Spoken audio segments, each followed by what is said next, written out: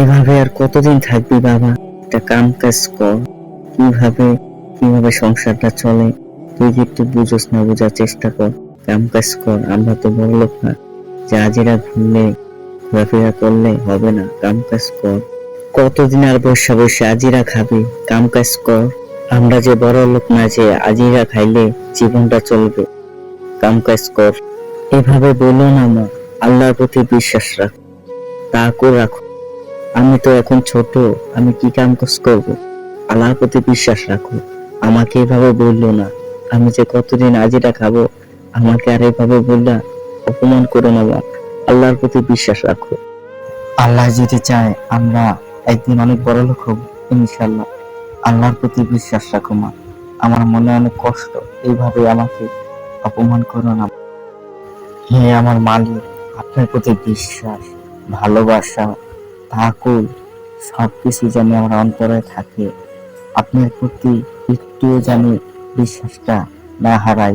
হে আমার মালিক, হে আমার রব, আপনি আমাকে দেখেন, সই সালামাতে রাখেন। হে আমার মালিক, হে আমার মালিক, আমাকে সাধারণভাবে কাম কাজ করে কিছু করার তৌফিক দেন মালিক। আমার আর ভালো লাগে না, আপনার দয়া তো আমার খুব প্রয়োজন।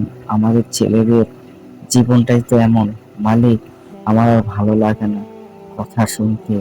মালিক, আপনি একটা ব্যবস্থা করে দেন। আপনার কাছে এই মিশিরাইতে আইসি আপনার কাছে চাইতে। মালিক, আমি জানি আপনি আমার মনের ভাষা, অন্তরের ভাষা জানেন। মালিক, আপনি একটা ব্যবস্থা করে দেন। হে আমার রব, হে আমার খোদা, আপনার প্রতি বিশ্বাস, তাকুল সবই রয়েছে আমার অন্তরে। আপনি একটা ব্যবস্থা করে দেন আমার মালিক।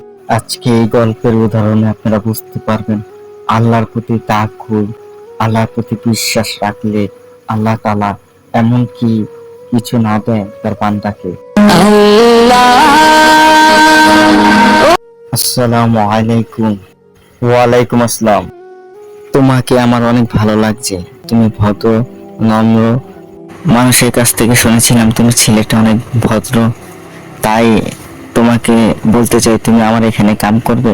আমার একটা ভদ্র নম্র লোক দরকার, কারণ সবাই তো আর ভদ্র ও ভালো মানুষ পাওয়া যায় না। তুমি কি আমার এখানে কাম কাজ করবে? জি হুজুর, ইনশাল্লাহ করব। আমার একটা খুব কাজে দরকার ছিল, ইনশাল্লাহ আল্লাহ তাআলা মিলাই দিছে আপনার সঙ্গে। ইনশাল্লাহ হুজুর, আমি করব কাম আপনার এখানে।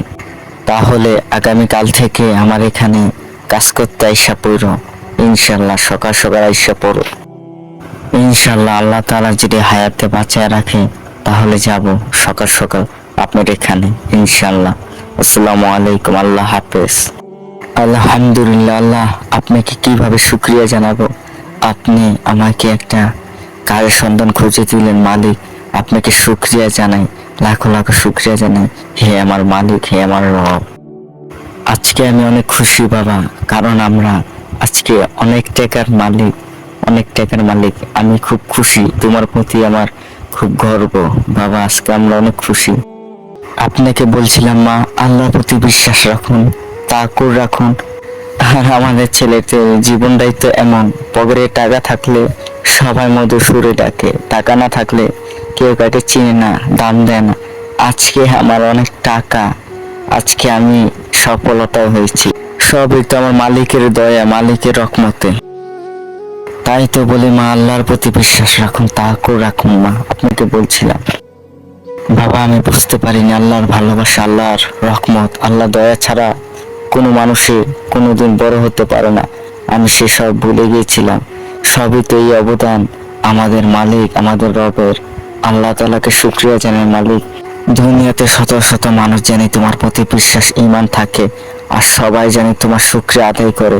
তুমি সকল মায়ের সন্তানকে বড়লোক বানিয়ে দিও, জানি তোমার শুকরিয়া আদায় করলে তুমি তাদের দিকে তাকিয়ে মালিক। তুমি অসীম, তুমি দয়ালু, তুমি ক্ষমাশীল, তুমি ধনী গরিব বানিয়ে দাও, গরিবকে ধনী বানিয়ে দাও। তুমি অসীম, তুমি দয়ালু, তুমি মহান রব।